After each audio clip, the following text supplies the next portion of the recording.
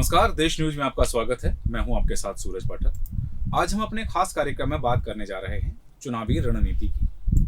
मध्य प्रदेश में साल के अंत में चुनाव होने वाले हैं। ऐसे में राज्य में दोनों प्रमुख दल कांग्रेस और भारतीय जनता पार्टी के साथ ही अन्य दलों ने भी अपनी रणनीति बनाना और रणनीति पर अमल करना शुरू कर दिया है। जहां भारतीय जनता पार्टी सत्ता पर बने रहने के लिए एड़ी चोटी का जोर लगा रही है, वहीं कुर्सी पर काबिज होने के लिए कांग्रेस भी कोई कोर कसर बाकी नहीं रखना चाहती है। भारतीय जनता पार्टी क्षेत्र के आधार पर जातिगत समीकरणों को साधने की रणनीति पर काम कर रही है।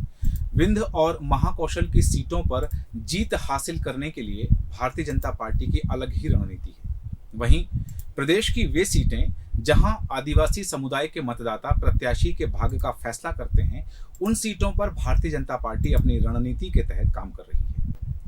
प्रधानमंत्री नरेंद्र मोदी का भोपाल और शहडोल का दौरा और इससे पहले केंद्रीय गृह मंत्री अमित शाह का बालाघाट दौरा और बीजेपी के दोनों शीर्ष नेताओं का आदिवासियों की सभा को संबोधित करना, यह भारतीय जनता पार्टी की चुनावी रणनीति का हिस्सा है। विधानसभा चुनाव से पहले बीजेपी ने मोदी और शाह के दौरे से विंध्य और महाकौशल की 68 सीटों पर फोकस करने का मेगा प्लान तैयार किया है। राजनीति के जानकारों का मानना है कि मध्य प्रदेश का आदिवासी वर्ग बीजेपी की पकड़ से बाहर होता जा रहा है। यही वजह है कि भारतीय जनता पार्टी आदिवासियों के बीच अपने सबसे लोकप्रिय दोनों नेताओं को चेहरा बनाकर इस बड़े वोट बैंक को साधने की कोशिश कर रही है। भाजपा अपनी रणनीति के अनुसार रानी दुर्गावती गौरव यात्रा निकाल रही है। केंद्रीय गृह मंत्री अमित शाह इस यात्रा का शुभारंभ बालाघाट से करने जा रहे हैं। अमित शाह यहां एक सभा को संबोधित करेंगे। इस सभा में आदिवासी बहुल जिले मंडला, डिंडोरी, सिवनी, बालाघाट और छिंदवाड़ा के लोग शामिल होंगे। यह यात्रा प्रदेश के 5 अंचलों में बालाघाट से शहडोल, छिंदवाड़ा से शहडोल, सिंग्रामपुर से शहडोल, कलिंजर फोर्ट उत्तर प्रदेश से शहडोल और धोहनी सीधी से शहडोल तक निकाली जा रही है। रानी दुर्गावती गौरव यात्रा का समापन 27 जून को होने वाला है। इस कार्यक्रम में प्रधानमंत्री नरेंद्र मोदी शामिल होंगे। इस अवसर पर सिकल सेल एनीमिया बीमारी से मुक्ति का कार्यक्रम भी लॉन्च किया जाएगा। प्रधानमंत्री नरेंद्र मोदी मध्य प्रदेश में 1 करोड़ आयुष्मान कार्ड का प्रतीकात्मक रूप से वितरण भी करेंगे। लालपुर में सभा के बाद प्रधानमंत्री 6 किलोमीटर दूर पकरिया गांव पहुंचेंगे। वहां एक जनजातीय परिवार के घर पर रुककर जनजातीय समुदाय के लोगों से संवाद भी करने वाले हैं। उनके साथ बैठकर पारंपरिक भोजन भी ग्रहण करेंगे। इससे पहले मोदी भोपाल पहुंचेंगे। यहां वे 2 वंदे भारत ट्रेन भोपाल इंदौर और भोपाल जबलपुर का शुभारंभ करेंगे। वंदे भारत को हरी झंडी दिखाने के बाद प्रधानमंत्री भोपाल के लाल परेड मैदान में आयोजित भारतीय जनता पार्टी के 10 लाख बूथों पर डिजिटल रैली को संबोधित करेंगे। राजनीतिक विश्लेषकों का मानना है कि बीजेपी का ट्राइबल एरिया पर ज्यादा फोकस है, क्योंकि यह वर्ग उसकी पकड़ से दूर होता जा रहा है। प्रधानमंत्री की प्रस्तावित यात्रा से पहले राष्ट्रपति द्रौपदी मुर्मू शहडोल का दौरा कर चुकी हैं। आदिवासियों को साधने के लिए ही पेसा एक्ट को जोर शोर से लागू किया गया है। इससे पहले विंध्य क्षेत्र में कोल जनजाति के महाकुंभ का आयोजन किया गया, जिसमें केंद्रीय गृह मंत्री अमित शाह ने सभा को संबोधित किया था। विंध्य क्षेत्र में ही प्रधानमंत्री नरेंद्र मोदी की एक सभा का आयोजन किया जा चुका है। मुख्यमंत्री शिवराज सिंह चौहान भी लगातार ऐसी ही कोशिश कर रहे हैं, लेकिन आदिवासी समुदाय के लोग भाजपा पर भरोसा नहीं कर पा रहे हैं। इस तरह का फीडबैक सत्ता और संगठन के अलावा राष्ट्रीय स्वयंसेवक संघ को भी मिल रहा है। हालांकि केंद्र और राज्य सरकार के स्तर पर इस वर्ग के लिए बहुत कुछ किया जा रहा है, लेकिन इसका असर फिलहाल दिख नहीं रहा है। विशेषज्ञों का कहना है कि आदिवासियों को साथ में लेने का भारतीय जनता पार्टी का एजेंडा चुनावी नहीं है, राष्ट्रीय स्वयंसेवक संघ का एजेंडा है। आरएसएस मंडला में हर साल आदिवासी कुंभ का आयोजन कर रहा है। बीजेपी आरएसएस के इसी एजेंडे को फॉलो कर रही है।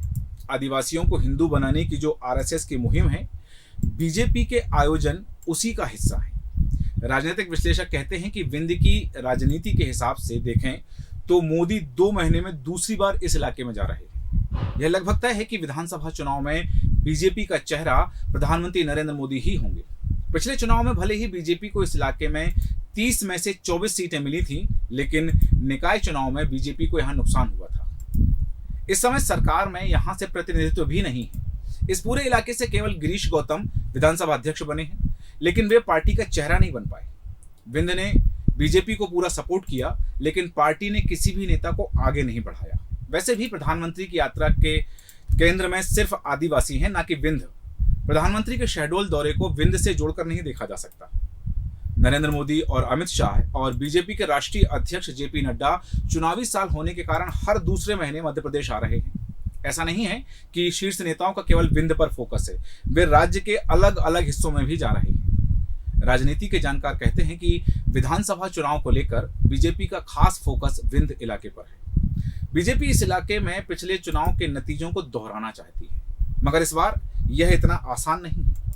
बीजेपी संगठन के पास भी इस बात का फीडबैक है कि इस क्षेत्र में पार्टी को पिछले चुनाव के नतीजे दोहराने के लिए एड़ी चोटी का जोर लगाना होगा। यह ऐसा इलाका है जहां बीजेपी और कांग्रेस दोनों ही राजनीतिक दलों के पास कोई बड़ा चेहरा नहीं है। कांग्रेस में सारा दारोमदार पूर्व नेता प्रतिपक्ष अजय सिंह, जिन्हें राहुल भैया भी कहा जाता है, उनके इर्द गिर्द आकर ठहर जाता है। बीजेपी में कई नेताओं के चेहरे सामने आते हैं, मगर उनका प्रभाव अपने विधानसभा क्षेत्र से बाहर 2 या 2 से ज्यादा विधानसभा सीटों तक नहीं है। विंध्य राज्य का वह इलाका है जहां 2018 के विधानसभा चुनाव में बीजेपी को बड़ी जीत मिली थी। यहां की 30 में से 24 विधानसभा सीटों पर भारतीय जनता पार्टी का ही कब्जा है। इससे पहले 2013 में बीजेपी 17 सीटों पर आकर सिमट गई थी। हालांकि 2008 के चुनाव में बीजेपी को यहां से 24 स्थानों पर जीत मिली थी। भारतीय जनता पार्टी को मिले फीडबैक का ही नतीजा है कि बीते दिनों गृह मंत्री अमित शाह का सतना दौरा हुआ। इसके बाद 24 अप्रैल को प्रधानमंत्री नरेंद्र मोदी ने रीवा में सभा की। बीजेपी की कोशिश इस इलाके के आदिवासियों के साथ साथ पिछड़े वर्ग को लुभाने की भी है। इस बार प्रधानमंत्री शहडोल में सभा करेंगे। 2018 के विधानसभा चुनाव के दौरान 16 नवंबर को नरेंद्र मोदी शहडोल के लालपुर मैदान पर उन्होंने जनसभा को संबोधित किया था। अमित शाह की सभाएं 18 नवंबर को सिंगरौली, उमरिया, चोरहट और देव तालाब में हुई थी। बीजेपी की चुनावी रणनीति बनाने वाले नेताओं का मानना है कि पिछले चुनाव में मोदी और शाह के दौरे का विंध्य में अच्छा खासा प्रभाव पड़ा था। भाजपा ने 24 सीटों पर जीत हासिल की थी। कांग्रेस को सिर्फ 6 सीटों पर संतोष करना पड़ा था। विंध्य के 7 जिले सतना, रीवा, सीधी, सिंगरौली, शहडोल, उमरिया और अनूपपुर में विधानसभा की 30 सीटें आती हैं। कांग्रेस की जीत वाली 6 सीटों में 3 अनूपपुर जिले की कोतमा, पुष्पराजगढ़ और अनूपपुर थी। उपचुनाव में अनूपपुर की सीट बीजेपी ने जीत ली थी। मध्य प्रदेश में आदिवासी आबादी करीब 22% है। विधानसभा की 230 में से 47 सीटें इस वर्ग के लिए रिजर्व हैं। इसके अलावा 84 सीटें ऐसी भी हैं जहां आदिवासी वोटर जीत और हार का फैसला करते हैं। 2018 के विधानसभा चुनाव में बीजेपी ने आदिवासी बहुल 84 में से 34 सीटों पर ही जीत हासिल की थी। इससे पहले 2013 में इस इलाके में 59 सीटों पर बीजेपी को जीत मिली थी। बीजेपी को 25 सीटों पर नुकसान हुआ था। जिन सीटों पर आदिवासी उम्मीदवारों की जीत और हार तय करते हैं, वहां सिर्फ बीजेपी को 16 सीटों पर ही जीत मिल पाई थी। 2018 के विधानसभा चुनाव में बीजेपी को सरकार बनाने के लिए बहुमत से 7 सीटें कम मिली थी। इससे साफ है कि आदिवासियों का साथ ना मिलने के कारण बीजेपी सत्ता में वापसी नहीं कर पाई थी और कमलनाथ सत्ता में आ गए थे। 2011 की जनगणना के अनुसार मध्य प्रदेश में अनुसूचित जनजाति की जनसंख्या 1,53,00,000 से अधिक थी। 10 साल पहले प्रदेश के कुल 7,26,00,000 निवासियों में से 21.8% आदिवासी थे। अनुमान है कि आदिवासी समुदाय की आबादी अब लगभग 1,75,00,000 है, जो प्रदेश की कुल जनसंख्या का 22% है। सूत्र बताते हैं कि राज्य की अन्य 35 विधानसभा सीटों पर आदिवासी मतदाता 50,000 से अधिक हैं। प्रधानमंत्री नरेंद्र मोदी ने जनजाति सम्मेलन में आदिवासियों से जुड़ी मध्य प्रदेश सरकार की 14 घोषणाएं की थी।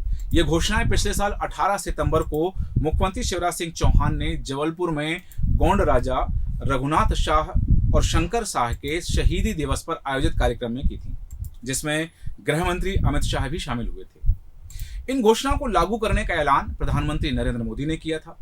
भारतीय जनता पार्टी ही नहीं, कांग्रेस भी आदिवासी समुदाय को ध्यान में रखकर चुनावी रणनीति बना रही है।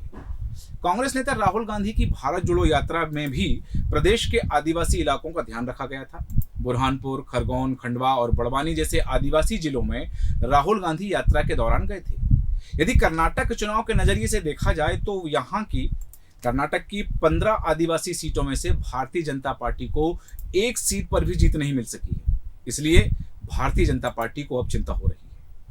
मध्य प्रदेश में पिछले विधानसभा चुनाव में भाजपा ने कुल 109 और कांग्रेस ने 114 सीटें जीती थी। हार जीत का अंतर इतना मामूली था कि यदि आदिवासी मतदाता बीजेपी से नहीं छिटकता तो उसकी सरकार बनना तय थी। यही कारण है कि बीजेपी अब आदिवासी मतदाताओं की अहमियत समझ चुकी है और लगभग 2 साल से राज्य में भारतीय जनता पार्टी की राजनीति आदिवासी मतदाताओं पर केंद्रित हो गई है। अब जब केंद्रीय नेताओं ने मध्य प्रदेश के आदिवासी समुदाय के मतदाताओं को साधने की जिम्मेदारी अपने हाथों में ले ली है, तब देखना दिलचस्प होगा कि 2023 के विधानसभा चुनाव में भारतीय जनता पार्टी विंध्य क्षेत्र की सीटों पर कब्जा जमाने में और आदिवासी मतदाताओं को लुभाने में कितना कामयाब हो पाती है। हमारे आज के खास कार्यक्रम में इतना ही। अपने अगले कार्यक्रम में आपसे फिर होगी मुलाकात। तब तक बने रहें देश न्यूज के साथ। नमस्कार।